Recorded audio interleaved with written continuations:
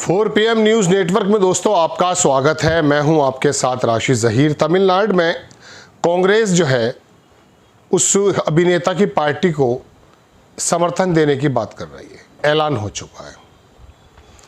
ये अभिनेता आया है, ये किसी ख़ास आइडियोलॉजी को लेकर नहीं आया है, इसमें कोई दो राय नहीं। हो सकता है केजरीवाल की तरह ये अपनी जड़ों को तमिलनाडु में जमा ले, क्योंकि जितने भी कैंडिडेट्स इनके जीते बड़े गरीब लोग हैं, ड्राइवर की लड़के की पत्नी को इस तरह से मतलब टिकट बांटे जैसे किसी ज़माने में पंजाब में बांटे थे केजरीवाल ने। और आपको मालूम है तमिलनाडु की क्या पृष्ठभूमि रही है। लेकिन क्या 22 MP जो कि डीएमके के हैं और जिस डीएमके की वजह से 9 अपने सांसद तमिलनाडु में कांग्रेस जिता करके लाई थी और बीजेपी को और जयललिता की पार्टी को एक भी सीट सांसद की नहीं मिली थी, उसको छोड़ना मुनासिब है। 2026 चल रहा है, 2029 अभी है, यानी कि 3 साल बाकी हैं और 3 सालों के साथ में आपको 22 सांसद चाहिए विपक्ष की मजबूती के लिए। जो केरल में मजबूती आप खड़ी करके आए हैं इंडिया गठबंधन को लेकर, मानकर चलिए उस मजबूती को अब ममता के साथ, डीएमके के साथ, अखिलेश यादव के साथ लेकर के पूरे देश में जाना चाहिए था, जैसा कि राहुल गांधी के ट्वीट से लग रहा था। लेकिन ये बचकाना कदम जो विजय को सिर्फ 5 MLA हैं गालिबन कांग्रेस के, और वो भी इस वजह से आ चुके हैं चूँकि डीएमके के साथ आप मिलकर लड़े हैं। ये हवा का झोंका आएगा और चला जाएगा। इलाहाबाद में भी एक ऐसा ही अभिनेता आया था, गोविंदा भी ऐसे जीता था, कंगना रनौत भी ऐसी जीती थी। ये लोग आते हैं और चले जाते हैं, और ये बदलाव की राजनीति इसलिए की वहाँ के लोगों ने चूँकि वहाँ पर अभिनेता अभिनेत्रियों के बारे में पहले से अभिभूत रहते हैं। और हो सकता है इस विजय को देख करके, और थलापति विजय नाम है गालिबन, मैं एक्चुअली ज़्यादा इनके बारे में जानता नहीं हूँ कि कौन सी फिल्में हैं क्या हैं, तो मुझे बाकी ये लगता है कि तमिलनाडु के जो ये टॉलीवुड कहलाते हैं शायद वहाँ के लोग और भी निकल कर आएँ। कमल हसन ने भी पार्टी बनाई थी पहले, शायद और भी लोग आ जाएँ, तो वहाँ पर एक वो रहा है। लेकिन डीएमके की जो सोच है इसमें कोई दुराई नहीं कि कुछ परिवारवाद रहा, कुछ इस तरह का बिजनेस परिवारों से ताल्लुक़ रहा कि जो जयललिता को भी सपोर्ट करता था, इनको भी सपोर्ट करता था, उसको लेकर के नाराज़गी रही होगी। लेकिन वहाँ के लोग एक्चुअली मंदिर बना देते हैं। आप 5 कांग्रेस के नेता के MLA के चक्कर में 22 सांसद आप गंवाने को तैयार हैं। और अगर ऐसा होगा तो नहीं, चूँकि डीएमके एक सोच वाली पार्टी है, करुणानिधि एक सोच वाले नेता हुआ करते थे, वो फिर दोबारा से वापस आ सकती है। जो जिस पार्टी ने आपके साथ मिलकर और बाकी लोगों के साथ मिलकर जयललिता की पार्टी का भी सफाया कर दिया जो बीजेपी के साथ थी और बीजेपी को घुसने नहीं दिया, आप गोया के ये समझ लीजिए कि उस भाजपा को, उस जयललिता की पार्टी को साथ खड़ा कर दे रहे हैं दरमुख को, यानी कि डीएमके को। ये बेवकूफ़ी वाला कदम ऐसा होगा दोस्तों कि आप वो है ना कि पेट के लिए गोद का नहीं ख़त्म किया जाता, ये लोग गोद का ख़त्म कर रहे हैं। देश के अंदर विपक्ष मजबूत होने की स्थिति में अब है। बंगाल से ये लग रहा है कि मोदी मोदी हो रहा है पूरी दुनिया में, न्यूयॉर्क भी छाप रहा है, टाइम्स भी।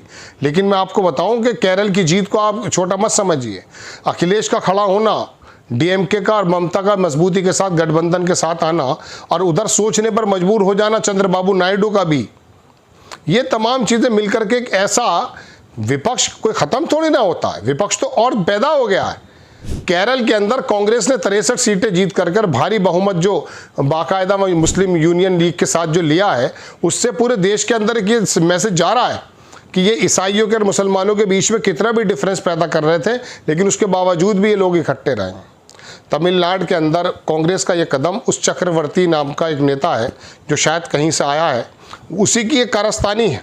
कांग्रेस को समझना चाहिए कि ये बचकाना कदम उठाने के बाद 3 साल तो उनको 22 सांसदों का साथ निकल जाएगा, क्योंकि वो कह रहे हैं कि हमारी कमर में छुरा घोंप रही है कांग्रेस। 2004 से या शायद 2026 22 साल से उनका आपस में गठबंधन है। तो ये जो बात आई है, निकल करके आई है, ये 2-3 नेता जो है ना, ये कांग्रेस को बर्बाद करने पे तुले हैं। एक तो वो इस वक्त मेरे ख्याल से केरल का वो केसी वेणुगोपाल, ये टॉक टू वेणु जो कहते हैं ना, राहुल गांधी मिलते नहीं हैं किसी से। जब भी कोई प्रॉब्लम पता ये चलता कि राहुल गांधी की मुलाकात उससे होती है जिससे राहुल गांधी चाहते हैं, वरना मुलाकात नहीं होती है। ये वाला जो रवैया है ना, और देश उनको नेता के रूप में जानता, चूँकि उसकी बातों में समझ तो है।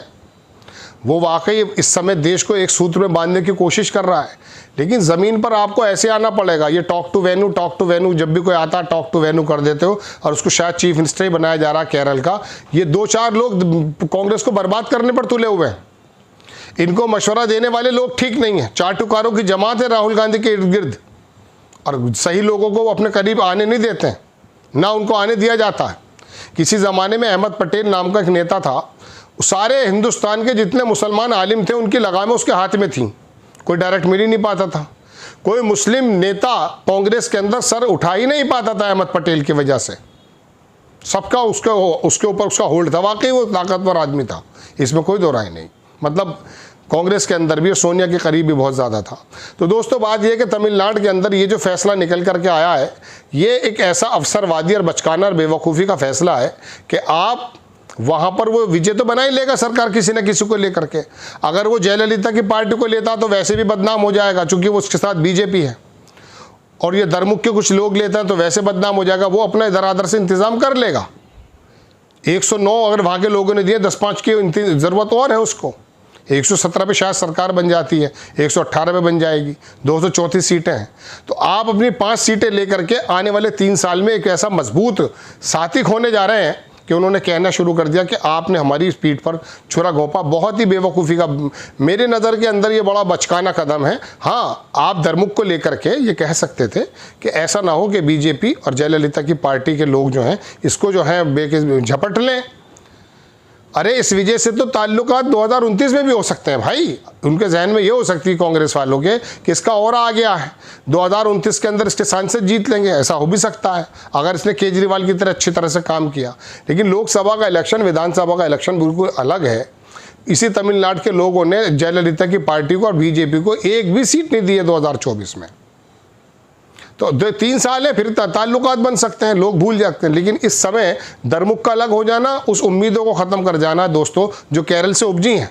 आप बंगाल की जीत का शोर बहुत सुन रहे हैं, लेकिन मैं आपको बताऊं, मैं इसके अंदर गठबंधन का एक बाकायदा सुनहरा भविष्य देख रहा हूं। अखिलेश यादव इतने अलर्ट हो चुके हैं, उसने शायद आईपैक से भी, जो ममता बनर्जी का एक वो था ना पूरा दिमाग, सब चीज़ वहीं रहते थी उसने आईपैक के बाद, उसको भी सही कर दिया ख़त्म। कुछ ताल्लुकात हो रहे थे शायद।